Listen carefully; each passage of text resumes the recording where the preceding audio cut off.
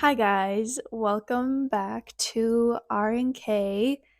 This is a little it's a little bit weird for me to be by myself. So this is a solo episode. I'm officially done with finals week and Riley is currently or she's about to finish her last one, which is very exciting. Say a prayer for her. She's going to do great. Anyways, today I wanted to talk about identity and confidence and our self perception. Oh my gosh, I just got a text from Riley. She said she killed it. That is amazing. Anyways, congrats to Riley for doing amazing on her final.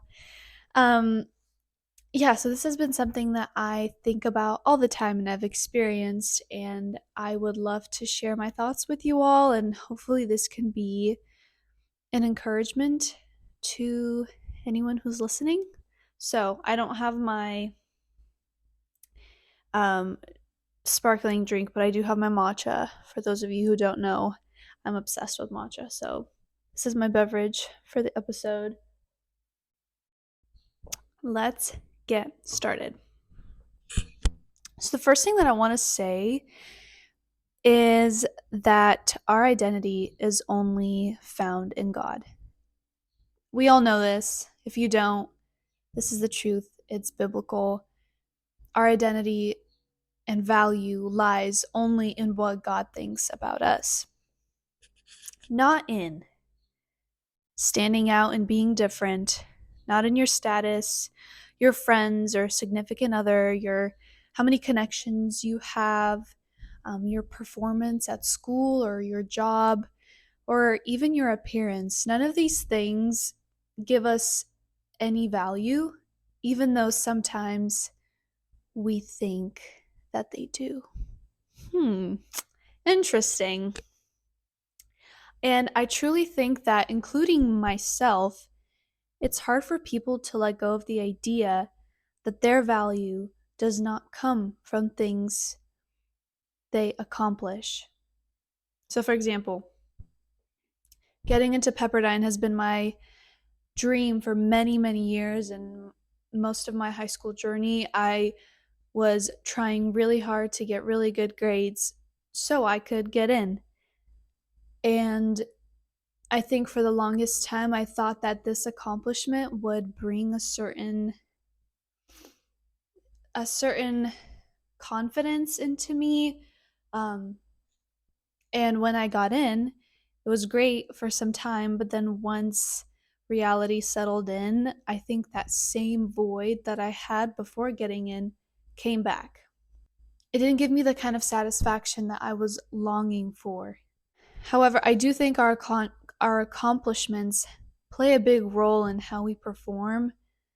I mean, it's incredible when people get their dream jobs and start new businesses and grow in the jobs that they're in, and um, they know a lot of people, they network really well, and um, I think it's amazing. These are such great things and they help fuel us, to keep going. But I think there is a fine line that we need to avoid crossing. And it's that belief that our identity and our values come from worldly things rather than God's thoughts about us. So I think that when we start accomplishing things and start reaching the next level, and just all these dreams would be coming true, we need to make sure that we stand firm in who we were created to be and who created us. Because I think it's easy to get carried away. And I think at the end of the day, when we put our identity into things that can disappear in a blink of an eye, that can be very toxic and damaging. The things that I mentioned, your status, friends, significant other, connections, your school or career performance, how you look, all of that can disappear in a second. And I know it's not very comfortable to think about that, but if a friendship ends, if a relationship ends, if you lose your job, if you don't get a good grade, what happens then? We fall apart because we placed our identity into things that can disappear. And so, if we put our identity into Christ, who is the same yesterday, today, and forever, who's a firm foundation and never changes, we won't be shaken in the midst of the changes in life. And I think this need for validation and um, finding value in the things that we accomplish, I think it comes from insecurities and past trauma slash experiences. I think that it's very important to dig deep and understand why do we place our values into things that are not eternal. And so, for those of you who don't know, I have a blog. So does Riley, by the way. Um, and I started this last summer. Um, I want to pursue writing in the future, so that was my little step to start doing what I want to do in the future. And the reason I'm bringing this up is because I want to talk about one article that I wrote, and it's called "How I Transformed My I can't speak today.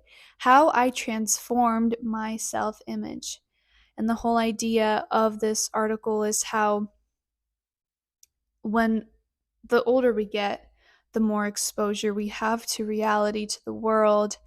And I think that due to that, we begin to move away from our original design. And so then the world's standards become our own standards. People's opinions become our thoughts, and we lose sight of who we truly are. My self image and transforming my self perception has been a whole journey that I went through. And so I shared some ways that I transform my self image, and I wanted to talk about a few of them. I won't go into all of them. So if you want to read this, I'll probably link it in our YouTube description bio thing. Um, or you could just find it in my on my Instagram somewhere. It's somewhere out there. So the first one that I want to go over is the importance of surrounding yourself with people who see your value. Um, One of the things that I said was that broken people hurt people. And if you are surrounded by people who don't see the light that is in you and are too self absorbed to bring out that light out of you and encourage you and speak life into you, I don't think that's the right person for you to spend all your time with. Of course, it's impossible for us to control everyone who we spend time with. At school, I'm forced to spend time with people that maybe I don't agree with due to projects or just classes or whatever it may be. Same thing with work.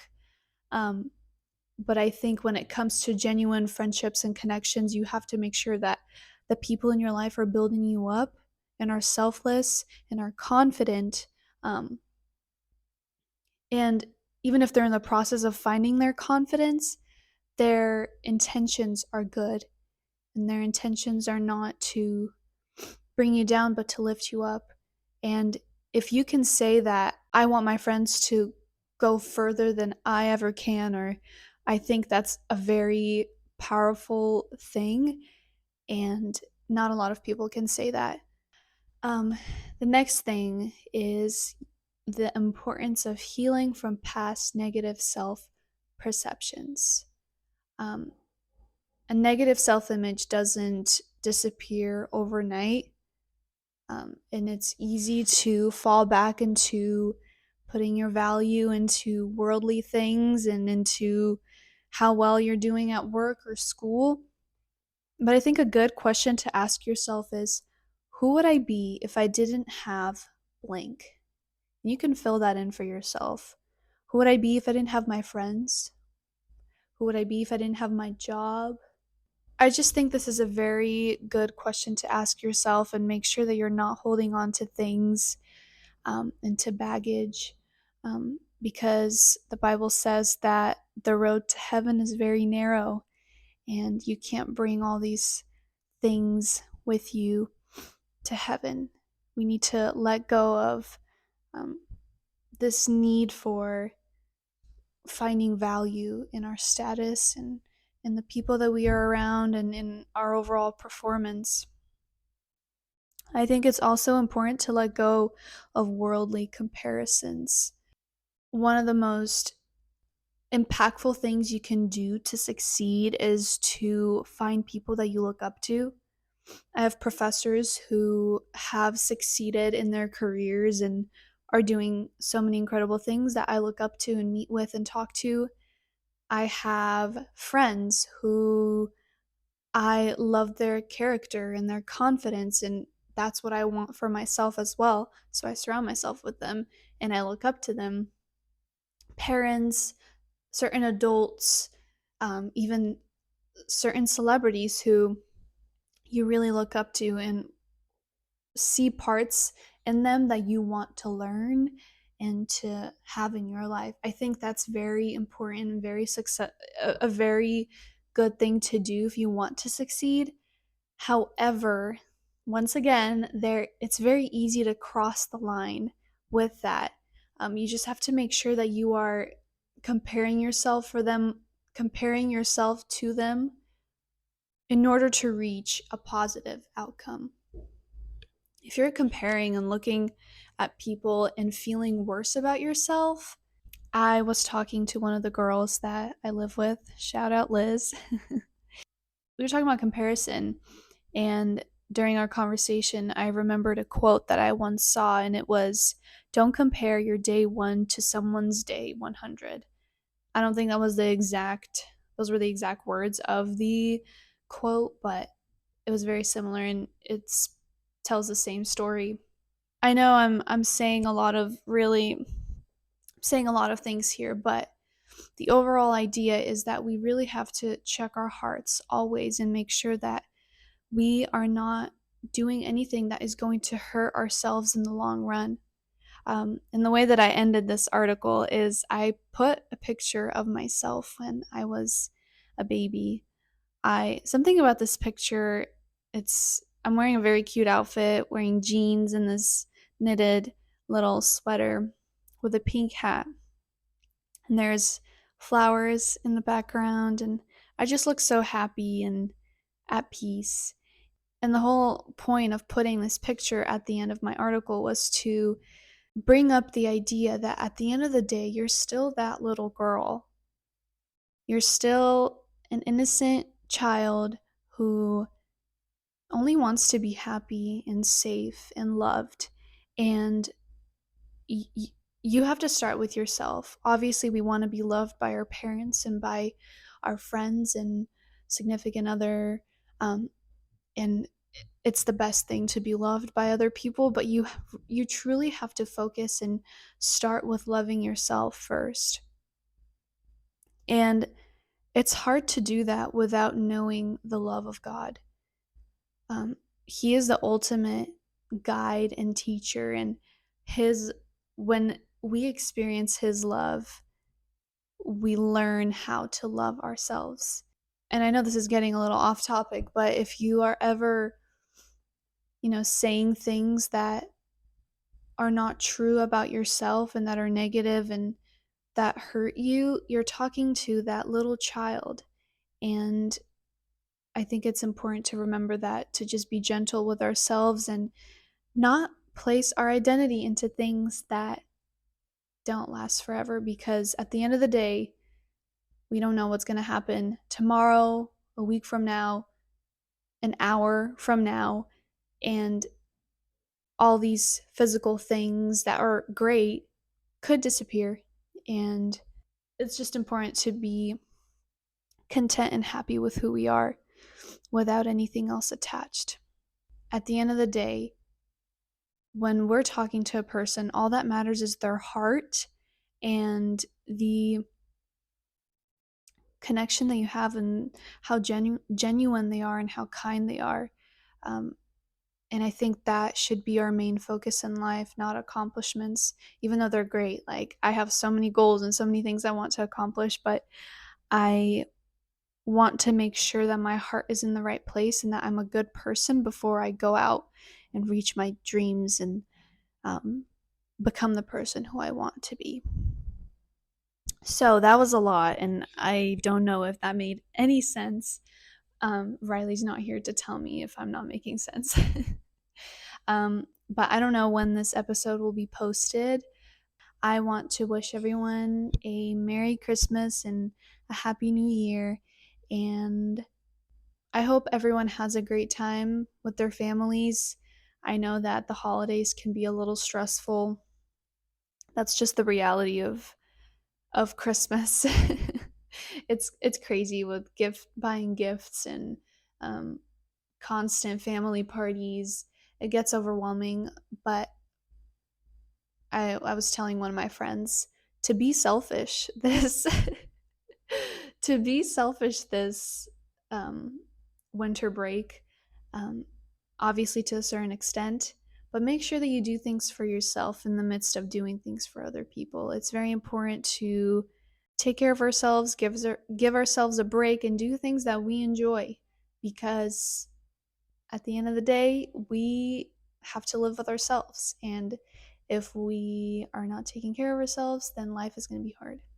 So, yeah, that was a lot, and I don't even know what I just talked about, but I hope it was helpful, and we will see you on our next episode. Bye.